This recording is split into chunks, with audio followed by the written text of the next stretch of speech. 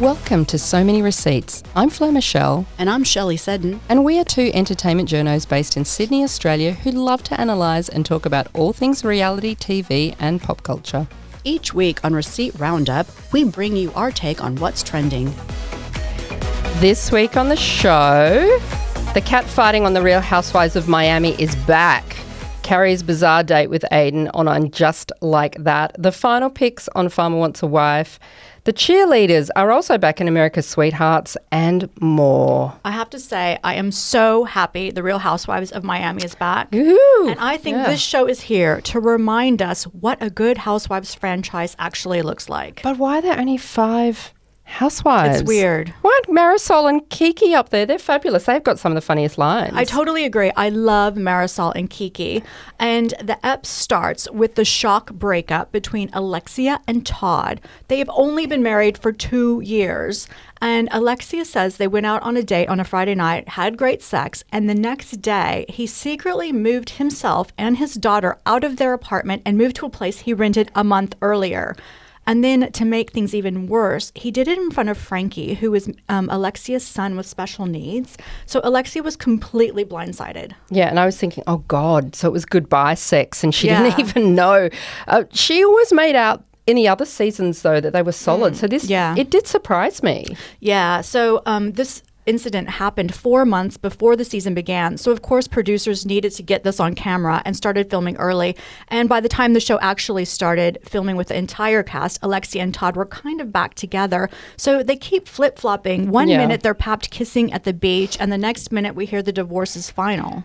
And it was said that her wanting to remain on the show was a big reason he ended it, because he didn't want to keep appearing in negative storylines because he did come across as a bit of an a-hole at times. However, ironically, she's now talking about him even more because they split. Yeah. I just feel there's something not right about this. There are rumors that Todd was having financial problems, like Adriana said last season, and he did this to protect Alexia financially. So maybe he did it and later explained to her why, and they kind of got back together. But these are just rumors, but it definitely makes more sense if that was the case. And the other main storyline is the fight between Lisa and Larsa, or as I like to refer to them, Dumb and Dumber. Oh. So Larsa has broken up with her boy toy, Marcus Jordan, and she's mad because Lisa's boyfriend Jody went out to dinner with Marcus. So she's also upset because Lisa didn't unfollow Marcus. If I am a 50-year-old woman upset with my friend because she didn't unfollow my ex on social media, please kill me. Yeah, but look, this led to one of the funniest fights I've ever seen on Housewives, where Larsa yelled at Lisa saying she should have more control over what Jody does, saying, you can't influence a guy who's D-I-C-K, you suck every night, which then led to Lisa doing a confessional where she explained that she was too tired and overworked to suck D every night. Fair enough. And actually, we did a TikTok about this last week, and Lisa herself actually saw it and saved the reel to her favourite. So thank you for following So Many Receipts, Lisa. Yes, we were very excited about Lisa following us. So basically, we had to hear Lisa talk about a-hole Lenny incessantly last season, and now we have to hear Larsa talk about a-hole Marcus incessantly this season. So I think this whole beef could have been squashed if Lisa just bothered to pick up the phone. They're both idiots and the two most uninteresting cast members. Oh, look, no, you can't call Lisa that because she's actually viewing our TikTok page. I'm officially calling her a fan of ours. Okay. Right? I love her. I think their fights are hysterical. Well, we also had a fight between Julia and Guerdy that seemed pretty petty, and Adriana has a new French aristocrat boyfriend who she dry humped all night on the sofa at Jody's weird birthday party that was meat-themed and somehow becomes all about Lisa. Oh, I loved how it was all about Lisa. I thought that was so Of course it was, yeah. And I just want to say, Marysol had some wise words that I think we can all live by. What's right for the whole isn't right for the soul. Amen, sister. There were a lot of funny lines in the show. Maybe it's better that she and Kiki don't get involved in the fights and just are there for comic relief, don't you think? Yeah. So on to the non-reality part of the show with And Just Like That. Episode 3, called Carrie Go Lightly, is an homage to the OG New York City girl about town, Holly Golightly, at Breakfast at Tiffany's, the movie. So just a reminder, because there is so much to unpack with this show, we've created a separate deep dive podcast covering all the storylines in the episode. This week, we talk about the return of fun Charlotte, Seema versus $1 Million Listings Ryan Serhant, LTW loses her editor, and Hot Fellas is still a thing. So, look, there are a lot of holes in this episode, so many right? holes, so many. And it's actually so easy to criticize that I feel a little bit mean about it. But writers should know that longtime viewers like us are going to be pouncing on every little thing like a hawk, and they have been in media ever since this show started a few weeks ago. There are so many holes, and we will continue to unpack the Carrie and Aiden, their awkward situationship here. And this week, Carrie decides to pop down to Virginia on a work trip and meet up with Aiden for an easy breezy lunch. So first of all, I have to say something. As I have stated before, Carrie is a 60-year-old woman. Has she learned nothing from decades of relationships? She can't even say, I'm coming to Virginia. Do you want to meet up and stay at my hotel? These women should be in their I give 0 Fs era, and they all act so insecure. Stop it. I know. It's kind of embarrassing, isn't it? And I guess because I'm not a 60-year-old woman trying to date a guy, that I find Carrie's questioning her every move so bizarre. Like, you would think at this late stage in life, she's had a zillion situationships under her belt, right? That she would be more confident in asking her actual boyfriend, hey, I'm doing a writers' conference in your area. Do you mind if we have lunch together? I know. Can I stay the night, FYI, as well? Yeah, it's infuriating. And once again, I am left with so many questions. The main one being, does anyone remember the episode in Sex and the City where Carrie went to Aiden's cabin in upstate New York? She absolutely hated it. She called it Hicktown and had a meltdown over a squirrel. They got into a huge fight, and it just showed how incompatible these two were. History is repeating itself.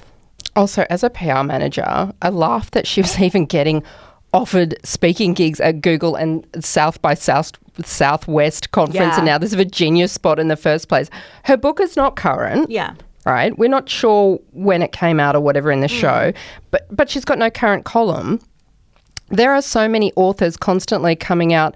No one is scrambling to book an author with such an old book in real life. There's no way that she would even be offered these gigs at this point in the first place. She has no social media sites, no profile. She can barely even text. Yeah, I agree. And I also thought it was weird that she brought Seema along on this trip. And do we really believe that Seema, who has a chauffeur, and Carrie, who has widow money, fly coach? No, I don't believe that. Yeah. And it's also so strange that Seema, who has this high-powered job, was just able to drop everything to go on a boring 2-day road trip, right? However, the weirdest storyline this week was the Adderall storyline. How absolutely bizarre that they had Aiden's ex-wife ring Carrie up to see if she could get her hands on bootleg Adderall to bring to Virginia for her ADHD son with Aiden. At first I was like, I don't understand. Don't you need a prescription for Adderall? And then I was like, oh, so wait, they want Carrie to just somehow get her hands on it without a prescription? But like, what? I know. So the other thing is, if there is a shortage, what mom wants to give up her kid's Adderall? You know what I mean? To someone else. Oh, that's a good point. It doesn't make any sense. So there apparently is a real shortage. But why would Aiden's wife have to make the awkward call to Carrie?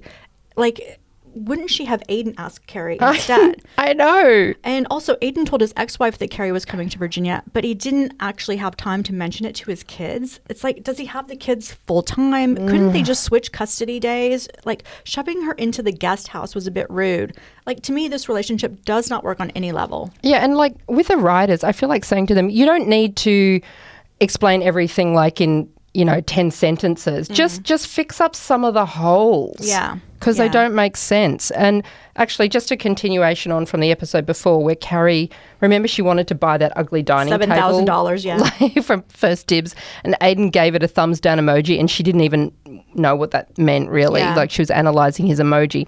That story has gone viral with everyone from Vogue to House Beautiful writing articles about it, basically agreeing with Aiden and saying that, yes, down. The table is very ugly. First, she wears the ugliest hat in the world in that first episode, and then she wants to buy the world's ugliest table. Carrie, What's going on? Do you need a therapist to help you with your decisions? I know. You sound so much like you're just falling apart. You can't do anything. Exactly. So tune into our deep dive podcast to continue the discussion into this episode. So back to reality. We finally checked out of the Love Hotel this week.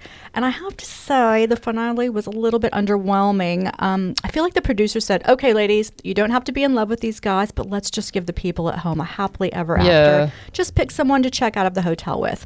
So Ashley decided to pick Ralph, and for some reason, Giselle ended up picking New York Dr. Theo. She didn't even kiss him, and they had zero chemistry. It's a dating show. She did hold his hand like as they were walking out of shot, though. If they do a second season, can they please pick housewives that actually want to find someone to date? Like maybe for real even, and it should be written into their contract that they have to fully kiss at least one person. Yeah, I agree. So Shannon decided to leave with Earl the Pearl, even though their communication was awful, and she seemed to be in tears at least half the time. But in the words of Marysol Patton, what's good for the whole isn't good for the soul. And then it was so anticlimactic when they do that update on screen with the writing at the end. Yes. That none of them, apart from Luann, had anything to do with any of these men after filming Wrapped. Like not even one real date in real life for three of them. Yeah, this is maths level, like the experts, no one's together. Yes. So Luann did appear on Watch What Happens Live this week, and she said that she was still dating James. They're still seeing each other. So even though she's been papped with some real estate dude in the Hamptons and wearing a large aquamarine ring on her wedding finger, she says that her and James talk all the time and try and see each other when they can, but they're both free to do their own thing, which means Lou can date other people, apparently. Like the Michael Ramerschmidt real estate guy that we were talking about. Yes. Look, I did like James for her, although when he's living in Hawaii and she's in New York, I'm not sure how that's ever going to really work. Yeah, I did do some research on James, and they're actually quite compatible. Yeah, you could see that they had genuinely chemistry on screen. Yeah, so he's actually from a very wealthy and well-connected family. His father was an actor, and his stepmother was Princess Grace's bridesmaid, and this stepmom, her father was also the head of Paramount Pictures for 30 years. And James himself is not just some F-boy trustafarian. He actually graduated from USC, and he's a publisher in Hawaii. But I'm still confused about him and the real estate guy. And like, if she is dating James, then why wouldn't she be papped with James? Well, because I think they just have an open relationship. You know, when they're together, they're together. Otherwise, they just kind of do their own thing. Oh, but she did say that she loved James on Watch What Happens Live. Oh, she said she loved him? Yeah, and she said the ring was from an admirer. One of her admirers, but the ring is not from James. She's got so many. I know. I do love her. I want to be Luann. So it wasn't from James. It was from another admirer. Oh. So was it a real ring? Yeah, it's an aquamarine. It's not like What does that mean? It's just is it like a gem? It's a gem. Yeah, it's like a blue stone. A couple of thousand? I don't know. But I mean, I'm sure it's not cheap. Okay. Luann, I'm sure it's very chic. Okay. Wasn't a cubic zirconia. No. So speaking of anticlimactic finals, how dull were the last two nights of Farmer Wants a Wife? Yes, snore. So dull. Leprechaun Jack picked Sarah even after meeting her friends and family in Cairns, who thought she was moving too far away. She's previously lived in Tasmania, but moved back because she was too lonely. And fancy city girl Haley spilled the tea to Woman's Day and said Jack was much slicker than he appeared. What? He's slicker? I know exactly. Is that possible? And she also said she thought Olivia the vet, she would have been a much better choice. I actually tend to agree. He had no chemistry with her, though. Kind of at the end they did. I don't know. I didn't think he was that into her, like attraction-wise. Yeah. Just my opinion. Well, meanwhile, the epic saga of Farmer Corey finally ended with him picking Keely. Yes, and so you owe me a glass of very cheap wine because you lost our bet in that I was always sure he was going to pick Keely, but you thought it was going to be Chloe for a while. You fed into the whole narrative of the pretty girl coming in at the last minute. Okay, this was my intuition. The way he looked at Chloe made me think that. So once again, intuition means nothing. We talk about this all the time. Exactly. There's no such thing as intuition because we're always wrong about everything. We're always wrong. So although I said I wanted him to end up with Chloe, I have to say I completely changed my mind after the home visits because Chloe's this beautiful and sophisticated girl from Noosa. There's no way that she should wind up with a country bumpkin who says use. Is that right? Use, yeah. yeah. So, Chloe, you can do so much better. And can I say, she was an absolute class act. When he told her he was picking Keely, she was, go get your girl. Like, oh, so sweet. Like, I love Chloe, and I hope that we see her pop up somewhere else. Yes. Can she go on maths? Can she audition for that? I think she'd be good on maths. Yeah. This whole storyline of Keely saying, you have to wait up to a year before I can move to your farm because I'm an optometrist and I can't break my current work contract. That just didn't make sense to me. So I don't know anything about employment law. We've talked about how we find it so hard to follow all the lawsuits in reality TV. But what is the big deal about breaking a work contract early? Yeah. Like, I had to look it up. And it says if you break a contract, you can be liable to pay for the costs for the employer advertising to find your replacement. But so? Yeah. She really wants to be with him. Can't she just pay that? Like, what do you do? Put an ad up on Seek? I don't know. Yeah. It's not like a CEO. I don't imagine it would cost that much to replace her. And surely she has a good reason for wanting to opt out of the contract, and they could understand that because she's been on TV. Relocating. And she wants to move to the country to be with him. Like, I'm not sure about her. I always thought this contract was sort of a get out of jail card for her because she's not entirely sure about Corey and didn't want to let on.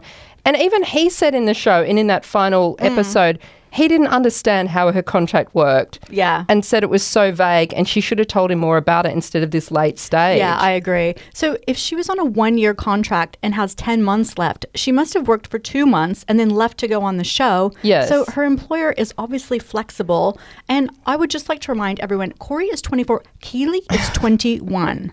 Now, I'm sure, the other thing I thought of was I'm sure Keely was squirming watching him kissing Chloe while they were swimming around a pool and Chloe was straddling him. I mean, how awkward. Awkward. And it will be interesting to see the reunion next week, right? That is it. That is it for this very odd year of the show. Anyway, time for our Rose and Thorns this week. And my rose is a strangely emotional one for the return of the second season of America's Sweethearts on Netflix about the Dallas Cowboy cheerleaders. So this show has had the most bizarre evolution and resurgence in that the previous show about the cheerleaders called Making the Team ran for 15 years from 2006 to 2021 on MTV. You can actually still watch reruns of it. And back then, the show was kind of like this fluffy show about the ups and downs, and like any reality, like some girls got the villain edit and some got the bubble brain edit, etc. And I was never really that into it. However, Netflix started remaking this series last year with the title America's Sweethearts. And it's a much grittier, much more raw, sort of fly on the wall, edgier show. And it is suddenly addictive to everyone. It's not as produced, and it really just shows the girls for who they are. And actually, last year when it was on, remember this, our entire WhatsApp reality friends group, all middle-aged women got really emotional watching this show because it really shines a spotlight on young women just wanting to make a dream come true so badly, and they all try so hard, and some make it and some don't. And it actually reminded us of our own hopes and dreams back then. I was crying in a lot of these episodes. I know. So I wouldn't hate watching this show last season, and I was shocked that I actually really liked it. It's completely addictive. I cried almost every episode as well. And, I just thought it was because we're all menopausal. Yeah, exactly. Like, we all needed to lie down after every show. In this first episode of the new series, we see a daughter of one of the choreographers trying out. She already tried out 6 years ago. And we can already see she's probably not going to make it to the end, which will be heartbreaking and awkward. Also, I was shocked to hear Charlie from last season almost died of a pulmonary embolism and that she's back trying again. And already it looks, she's made it into the first cut, but it just looks kind of lukewarm from the judges. And I didn't like their inference that they don't think she's glamorous enough, which is basically they're saying it's because she's a redhead. And they don't think she's glamorous. I think she's stunning. Can we celebrate redheads more? Yeah, I think shallow. I think she's got stunning. Enough blondes there. I know. I think she's stunning, and I think maybe someone made a comment that she wasn't glamorous enough, and then Kelly, the cheerleading squad, whatever, she was like, "Is she glamorous enough for you now?" Like, I don't know. I don't know. I like her, and I have to say, one thing that really bothered me last season was that they were getting paid absolutely nothing to do this job. They work so hard and are basically professional athletes. Their pay was insulting, and everyone acted like it was an honor just being a Dallas Cowboys cheerleader. That should be enough compensation. Wrong. So I did just read that the girls got a 400% raise. So good for them.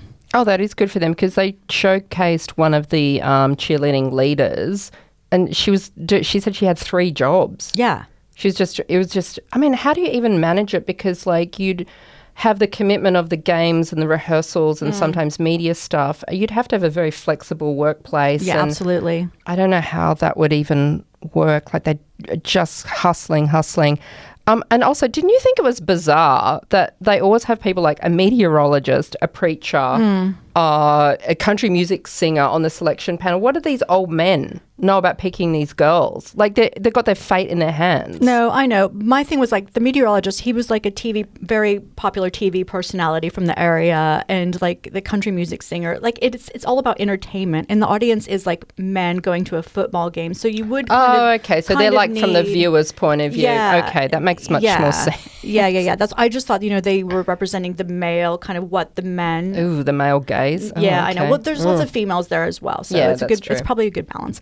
But anyway, on to my rose for this week. It is Call Her Alex, a new 2-part documentary, which is debuted on Disney Plus and shows the dramatic rise of podcaster Alex Cooper. So, of course, as a new podcaster, I wanted to know everything about this $125 million podcasting queen. So she's giving bros like Joe Rogan a run for their money, and I actually like this doco. And so Alex runs a phenomenally popular Call Her Daddy podcast aimed at young women, and a lot of her listeners look up to her for advice. And the first part fills us in on her backstory. Growing up, she was always recording her antics on camera, and she was really skinny and had the red hair, and she got bullied. And she moved to New York and started to record content for YouTube. Then she started a podcast with her roommate, Sophia, talking explicitly about sex, basically just locker room talk for girls. And she posted their first episode on Instagram. And after 1 episode, a top producer called and offered them a show. Yeah, our jaws were kind of on the floor. I know. When you heard that, right? Like 1 post on your Instagram. Because she already had an Instagram following of about 10,000 followers because she was this soccer star in college. And then she puts up that 1 post and he calls her. It's like, what? Yeah. Oh, well. So, Shell, I'm sorry. I'm disagreeing with you a bit on this one. I would have actually given it a thorn, as I actually found Alex quite annoying. Yeah. Like, it's not a bad doco, a 2-parter if you're interested in this subject of podcasting.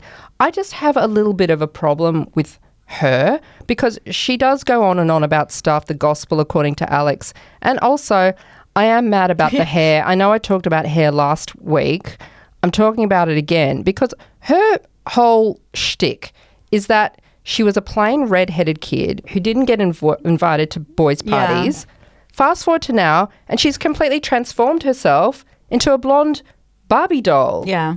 Complete with hair extensions, and her freckles are covered up with full makeup.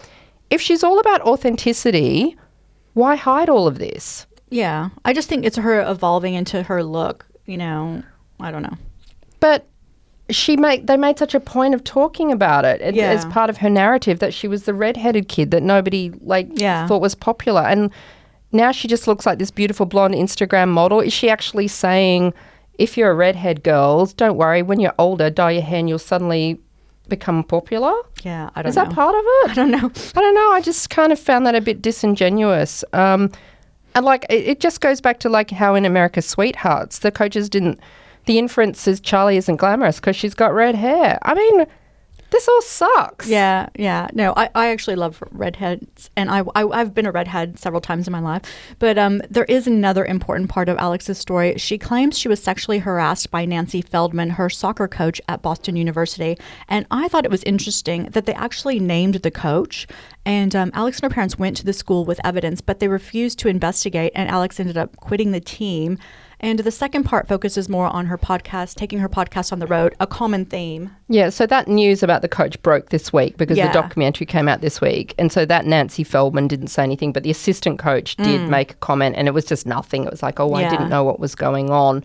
So that was interesting. But weren't you saying that there was people supporting this Nancy Feldman? There were like 100 players that came out in support of Nancy as well. But the thing is, yeah, sure, of course those players said, we never saw anything inappropriate. She never did anything appropriate to us. Yeah, they probably didn't. But, this is Alex's experience, So yeah, I believe her. Yeah, I totally believe her. I don't think her. she's exaggerating or whatever. Yeah. This woman just sounds awful. And they show a bit of a press conference after a college game, and she's so nasty to Alex. She won't even look at her. Yeah, disgusting. So basically what it is that this coach had a crush on Alex. For sure, yeah. And then was quizzing her about going out with guys and if she was sleeping around her with sex any life, body. It's just really, really creepy. Yeah. But however, the whole first episode about how the podcast had all those problems and the director almost quit the day before the first show, that did give me anxiety. Yeah, me too. So obviously we're not her demographic. She identifies as a zillennial, which is a Gen Z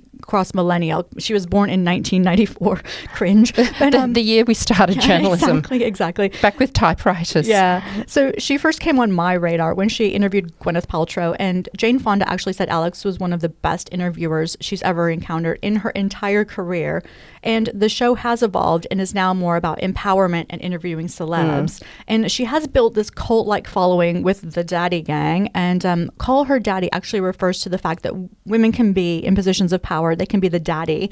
So yes, I agree. Alex can be very full-on American rah-rah, and she's like a sorority girl on speed. But I found it interesting when she was talking about how she was hesitant, to be forceful directing people for her stage show because she didn't want to seem like a bitch, and the time she felt like she had to tone down who she was. So women dimming their light, it just seems to be a common theme we see on our podcast all the time.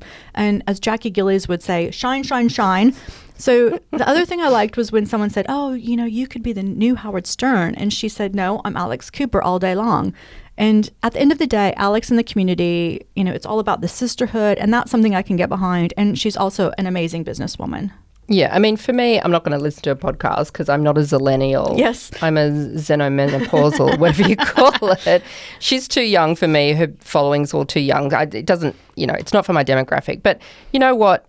They do need a new Oprah because ever since Oprah semi-retired, there's been nobody.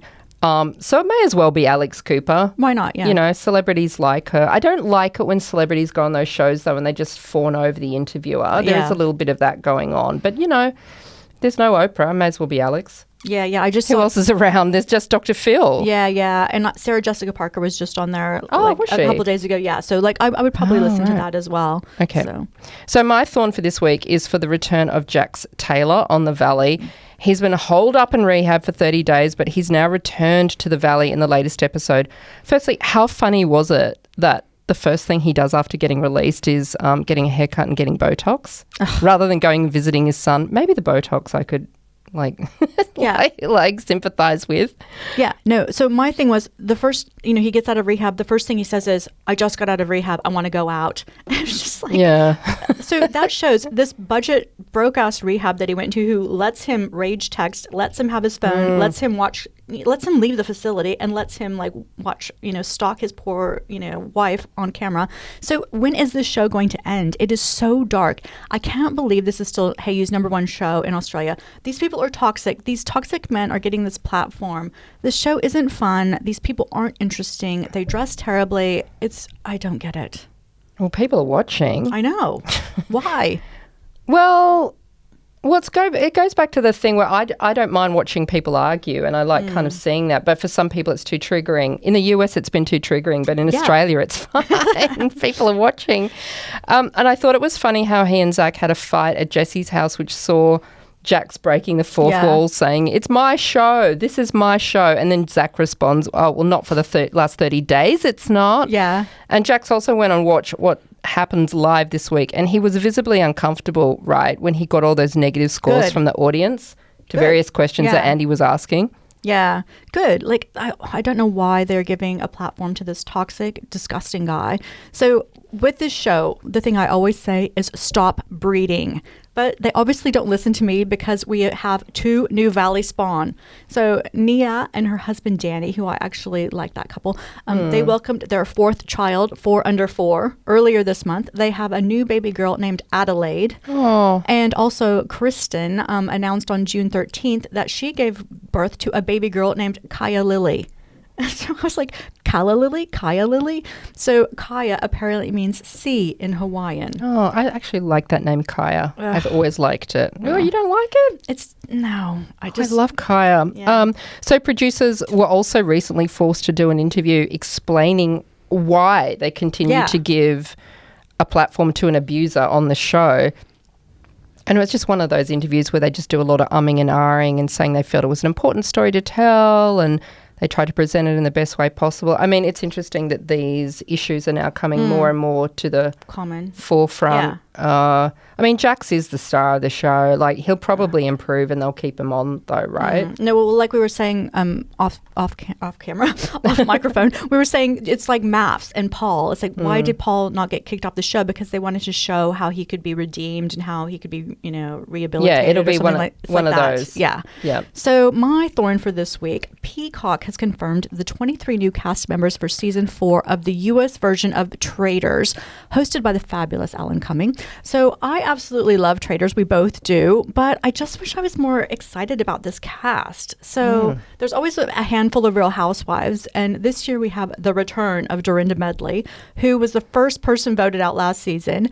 And joining her will be Lisa Rinna, Portia Williams, Candace Dillard-Bassett, and Caroline Stanbury. I'm going to disagree with you for this one again. We're at loggerheads. I love this cast. I would have given it a rose. I'm super excited to see how they all do. These are all Real Housewives. These are your people. Yes. Why aren't you excited? Why aren't you more excited? Well, because I think Dorinda will be interesting to watch, but I think she is a mean drunk, and I hated the way that she treated Tinsley.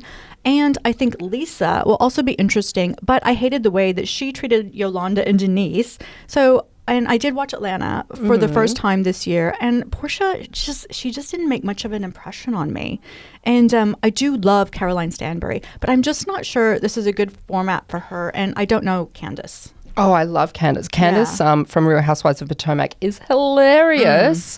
And Portia's always good for a dumb comment. I mean, she won't have any intuition at all.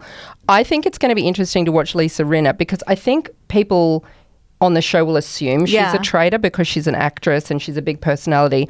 However, for that reason, I don't think producers will make her a traitor. And I think it might be a bit like Dorinda was last season, in that she'll end up causing a lot of suspicion just because of who she is, and she'll get kicked off early, which would be a shame. Well, the history is that they always vote the housewives off first. Yes. Yeah. I mean, Dolores from New Jersey did make it to the end, but she was so a bit kind of dumb and under the radar that I think she wasn't a threat to anybody. Yes. So I'm thinking they might make Lisa a traitor because people will assume that she's a traitor, and so they're like, "Oh, we're not going to make her a traitor," but then they do make her a traitor. Oh God! Yeah. What? See, this is the circular thinking the rabbit hole. Exactly. This is the rabbit hole. So also in the cast are the requisite reality TV alumni from Big Brother, Survivor, The Bachelor, etc. So I didn't really recognize anyone like I did Boston Rob last year, and there is a wild card. Donna Kelsey, the mother of Travis and Jason Kelsey from the Kansas City Chiefs. What? Nepo mom? I know. Exactly. So otherwise known as Taylor Swift's possible mother-in-law, future mother-in-law. So she's like a Midwestern mom from Cleveland. Obviously, she has famous sons, but now she's retired and lives in Orlando, Florida. So I just think it's weird. It's not a hot relative like Dylan Efron, the undiscovered sibling of Zac Efron. Well, they do have a Survivor guy I recognised. It was a guy from a US Survivor. Actually, it's from decades ago. His name's Rob Sesternino.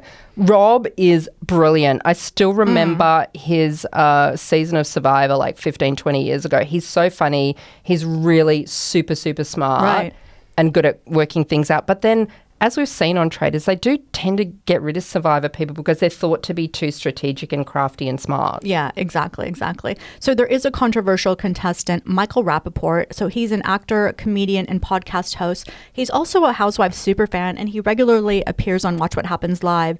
So he's apparently said some racist things, and there's already a petition to get him off the show. Oh, right. Yeah, but they've already started filming, and the show is expected to air next January. Oh, that's too long to wait. I know.